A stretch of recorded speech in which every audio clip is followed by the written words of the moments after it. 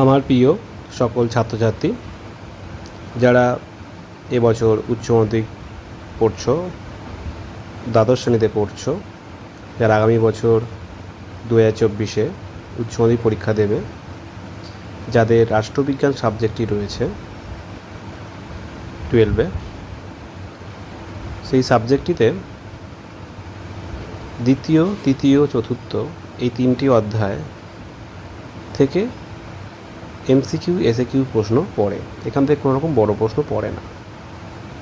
এছাড়াও আরও শেষের দিকে কয়েকটি অধ্যায়, সেখান থেকেও শুধু শর্ট প্রশ্ন পড়ে। আজকে আমরা শুধু দ্বিতীয়, তৃতীয়, চতুর্থ এই অধ্যায়ের এমসিকিউ প্রশ্নগুলো নিয়ে আলোচনা করব। কোন কোন এমসিকিউ প্রশ্নগুলো পড়লে তোমরা এখন থেকে প্রস্তুতি নিতে পারবে, সেইগুলো নিয়ে আজকে আমি আলোচনা করছি।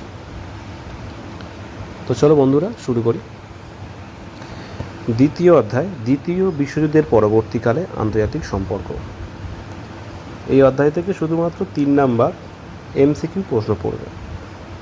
3টি এমসিকিউ প্রশ্ন পড়ে। প্রথম রয়েছে, দ্বিতীয় বিশ্বযুদ্ধের সূত্রপাত কবে হয়?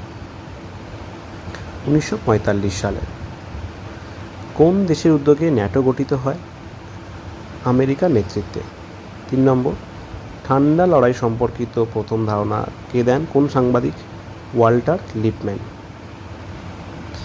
4 নম্বর, যে দেশের উদ্যোগে ওয়ারশ প্যাক্ট তৈরি হয়? সোভিয়েত ইউনিয়নের নেতৃত্বে। 5 নম্বর, জোট নিরপেক্ষ আন্দোলনের জনক কাকে বলা হয়? জওহরলাল নেহেরুকে বলা হয়। জোট নিরপেক্ষ আন্দোলনের সূত্রপাত কোন শীর্ষ সম্মেলনের মধ্য দিয়ে হয়েছিল? সেটি কোনটি? সেটা হলো বেলগ্রেড সম্মেলন। ঠান্ডা লড়াইকে গরম শান্তিকে বলেছেন? উত্তর হবে বার্নেট। 8 নম্বর, ঠান্ডা লড়াই শব্দটি প্রথম ব্যবহার করেন কে?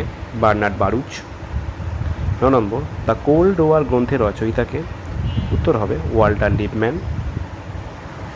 10 নম্বর, বেলগ্রেড সম্মেলন কবে অনুষ্ঠিত হয়েছিল? 1961 সালে। 11 নম্বর, ঠান্ডা যুদ্ধে সমাজতান্ত্রিক শিবিরের নেতৃত্ব প্রদানকারী দেশ কোনটি? Soviet union. 12 নম্বর, ঠান্ডা যুদ্ধে প্ররোচনামূলক প্রথম বক্তৃতা কে দিয়েছিল? Winston Churchill. 13 নম্বর, ঠান্ডা যুদ্ধের সঙ্গে জড়িয়ে থাকা বক্তৃতা কোনটি? সেটা হলো ফাল্টন বক্তৃতা। ঠান্ডা লড়াই অবসান কবে হয়? 1992 সালে। 15 নম্বর, ইন্টারন্যাশনাল রিলেশন গ্রন্থের লেখককে?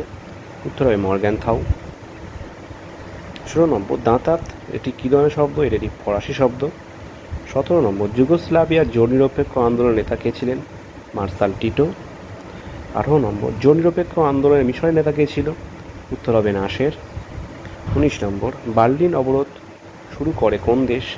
Soviet union. 20 নম্বর, কোরিয়া যুদ্ধ কবে সংঘটিত? 1950 সালে। এরপর আসছে তৃতীয় অধ্যায়। তো বন্ধুরা, যাদের চ্যানেলটি মনে হচ্ছে তোমাদের উপকারে আসছে, তারা প্লিজ চ্যানেল সাবস্ক্রাইব করে রাখো এবং পাশে থাকা বেল আইকনটি ক্লিক করে রাখো সবার আগে আমার ভিডিও পাওয়ার জন্য। তো বন্ধুরা চলো, তৃতীয় অধ্যায় কী রয়েছে প্রশ্ন। এখান থেকেও 3টি এমসিকিউ প্রশ্ন পড়ে।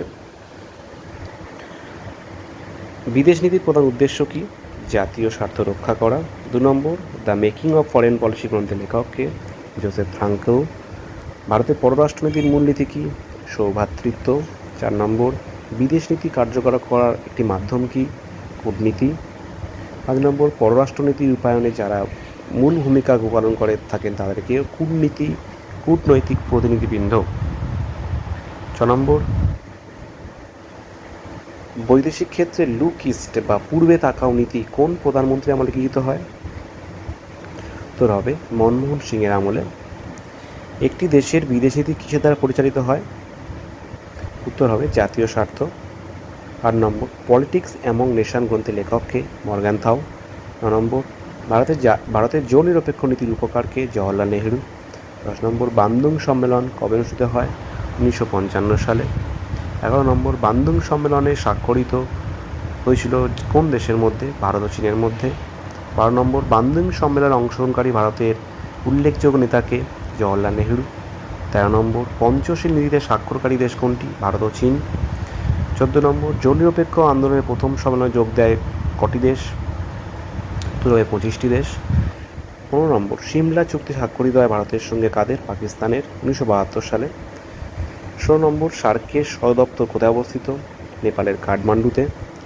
17 নম্বর, ভারত চীন যুদ্ধ কবে হয়? 1962 সালে। 18 নম্বর, পঞ্চশীলকে জোট নিরপেক্ষতার পরিণতি হিসাবে কে চিহ্নিত করেছেন? কে এস মূর্তি। সীমা চুক্তি কবে হয়? আগেই বললাম। 20 নম্বর, সার্ক কবে গঠিত হয়? 1985 সালে। এবারে চতুর্থ অধ্যায় আসছে। এখান থেকে মোট 4টি এমসিকিউ প্রশ্ন পড়ে। তো দেখো কোন কোন প্রশ্নগুলো রয়েছে। আটলান্টিক সনদ কবে স্বাক্ষরিত হয়? 1942-এর 1 জানুয়ারি। আটলান্টিক সনদ কবে ঘোষিত হয়? 1941-এর 14 আগস্ট। 3 নম্বর, কয়টি দেশ আটলান্টিক সনদে স্বাক্ষর করেছিল? 26টি দেশ। জাতিপুঞ্জ প্রতিষ্ঠা হয় কবে? 1945-এর 24 অক্টোবর। 5 নম্বর, কতগুলি দেশ জাতিপুঞ্জের সনদে স্বাক্ষর করেছিল? 51টি দেশ। 6 নম্বর, জাতিপুঞ্জের সদর দপ্তর কোথায় অবস্থিত? আমেরিকার নিউ ইয়র্ক শহরে। 7 নম্বর, আন্তর্জাতিক বিচারালয় কোথায় অবস্থিত? নেদারল্যান্ডের হেগ শহরে। 8 নম্বর, জাতিপুঞ্জের প্রথম সেক্রেটারি জেনারেলের নাম কি ছিল? ক্রিক ভি লি। বর্তমান মহাসচিবের নাম কি? বর্তমান হচ্ছে অ্যান্টোনিও গুটেরাস। 10 নম্বর, জাতিপুঞ্জের নিরাপত্তা পরিষদের সদস্য সংখ্যা কত? 30 জন। 11 নম্বর, জাতিপুঞ্জের নিরাপত্তা পরিষদের স্থায়ী সদস্য সংখ্যা কতজন? 5 জন বা 5টি রাষ্ট্র। 12 নম্বর, কতগুলি রাষ্ট্রের ভেটো প্রয়োগের ক্ষমতা রয়েছে? 5টি দেশের ভেটো প্রয়োগের ক্ষমতা রয়েছে, কারণ যে 5টি দেশ স্থায়ী সদস্য নিরাপত্তা পরিষদ তারাই একমাত্র ভেটো প্রয়োগের ক্ষমতা অধিকারী। 13 নম্বর, প্রথম বিশ্বযুদ্ধের পর শান্তির জন্য প্রতিষ্ঠিত সংস্থা কোনটি? জাতিসংঘ। 14 নম্বর, জাতিপুঞ্জ বা ইউনাইটেড নেশন প্রতিষ্ঠিত কবে হয়? 1945 সালে। 15 নম্বর, সাধারণ সভা হলো বিশ্ব বিবেকের কণ্ঠস্বর, কে বলেছেন? উত্তর হবে রাষ্ট্রবিজ্ঞানী অস্টিন। 16 নম্বর, বিশ্বের বৃহৎ বিতর্ক সভা নামে পরিচিত কোনটি? সাধারণ সভা। 17 নম্বর, সাধারণ সভাতে শান্তির জন্য ঐক্য প্রস্তাব গৃহীত হয় কবে? 1950 সালে। 18 নম্বর, নিরাপত্তা পরিষদের সদস্য সংখ্যা কতজন? 15টি রাষ্ট্র, 5টি স্থায়ী এবং 10টি অস্থায়ী রাষ্ট্র রয়েছে। প্রতিটি রাষ্ট্রের কতজনকে সাধারণ সভাতে সদস্য বাড়াতে পারে? প্রতিটি রাষ্ট্র সর্বাধিক 5 জনকে বাড়াতে পারে। 20 নম্বর, ইউনাইটেড নেশন গ্রন্থটি এই শব্দটি কে চয়ন করেন? উত্তর হবে রুজভেল্ট। এই হলো প্রথম, দ্বিতীয়, তৃতীয়, চতুর্থ অধ্যায়ের এমসিকিউ টাইপের প্রশ্ন। তোমরা এগুলো বারবার পড়ো, বারবার প্র্যাকটিস করো, দেখবে তোমাদের মুখস্থ হয়ে যাবে, অনেকটা তোমরা এগিয়ে থাকবে অন্যদের থেকে। তাই তোমরা বারবার এইটিকে প্র্যাকটিস করো এবং পড়ো। তো যাদের চ্যানেলটি ভালো লেগে থাকছে তারা প্লিজ চ্যানেলটিকে সাবস্ক্রাইব করে রাখো সবার আগে আমার ভিডিও পাওয়ার জন্য। ধন্যবাদ।